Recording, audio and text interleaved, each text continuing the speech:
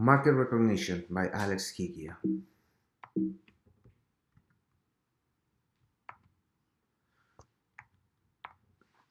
Performing correlations analysis. What are important indicators, if any, for the stock price? Dividend yield or current yield is the most common indicator for stock investors. The current yield is calculated by dividing the value of the dividends paid in the last 12 months to the common shareholders on the current price of the share. The Asparagus Company paid 1,000 in dividends during the last 12 months and is currently trading at $50 average per share. The current yield will be 2%. The division used the dividend yield from the operation of the previous period of the company against the current share price. In financial terms, this indicator does not represent the return of the investment that has been earned by evaluating the share price. In this case, the dividend yield does not represent the actual total return. The dividend payment indicator measures how much the company profits are being used to pay dividends to common shareholders. This is an important relationship for an investor as it provides useful information about the legitimacy of the current production of the Asparagus Company. The relationship is made by dividend the net profit of the company on the total amount of dividends payable. For example, if the Asparagus Company had a high payment ratio, that is 80%, it would not be able to maintain this dividend based on current revenues. Investors should look for a dividend payment ratio of 50%, although in some years this relationship may vary. It must be consistent. The long-term policies have to be very closely reviewed by investors, since it depends on them if the company will be well positioned to guarantee future growth. Do we see evidence of wall tracks? Well, in this case, I do not see evidence of wall tracks. We have no obligation to buy or sell if we don't see that it's time for it. That is, we are owners of our movement at all times. We can enter or exit the market at any time. Our position do not influence in comparison to the size of the market. We have the possibility of investing in very good companies that do not meet the requirements for size or liquidity to belong to any index. These companies tend to have a higher profitability. One thing to keep in mind is the companies that meet the requirements for capitalization, volume, and liquidity are often introduced in the indices, but their fundamental analysis are unfavorable. I recommend that not only because a company belongs to an index that it means that we should invest since not all are solid and profitable. We must be aware that the dividends paid by companies are not reflected in the stock index. Where do we see support resistance levels? We can see support resistance levels with the value of the company based on the results and the assets they have. For example, the PER means that it relates the market capitalization of a company with its net profit. That is its profit per share, with its price per share. It tells us how many exercises are necessary so that the benefits generated are equal to your market capitalization. The next one, the cash flow. It means that the relationship used to compare the market value of a company with its cash flow. The lower the ratio, the better its value will be.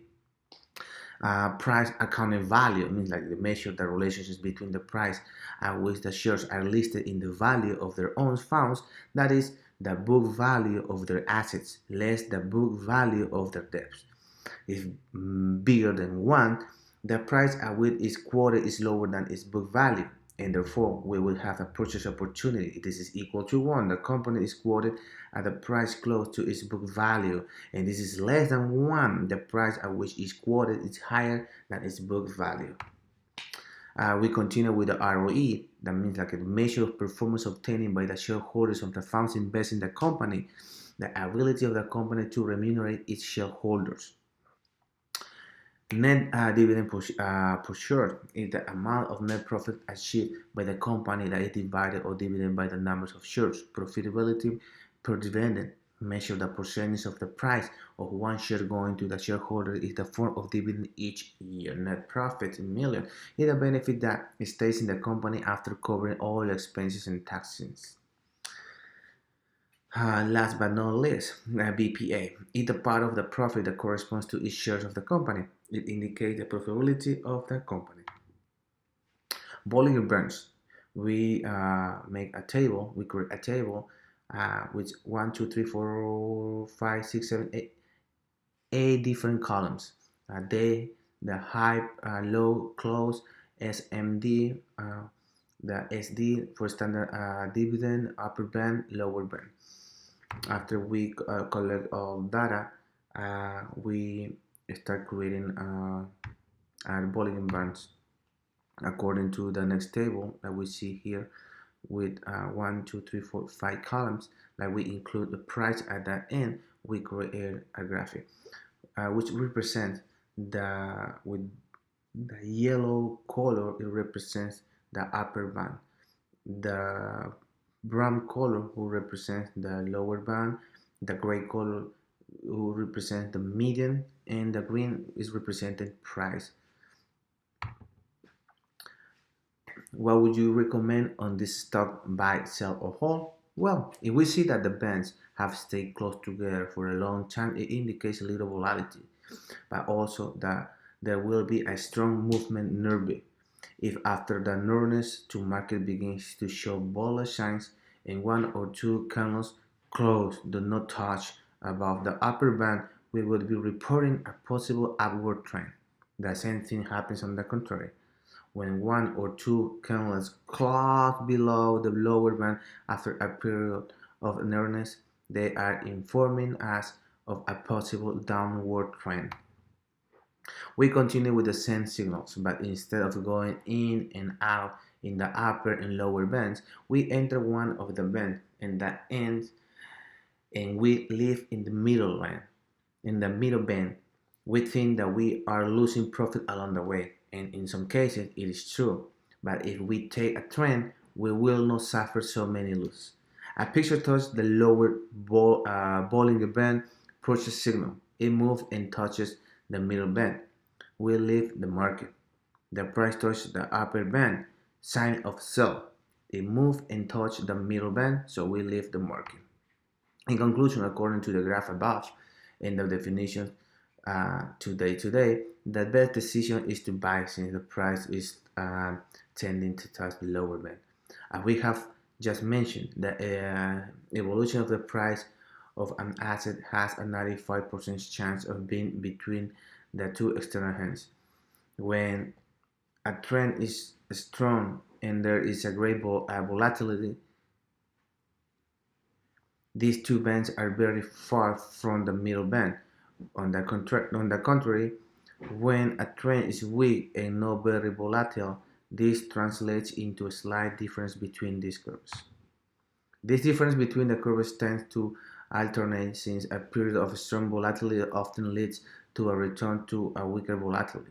In the same way, when it is oversaid that the quote of this asset is closer to one of the two other bands, this means that there are great possibilities of going surely toward a positive curve.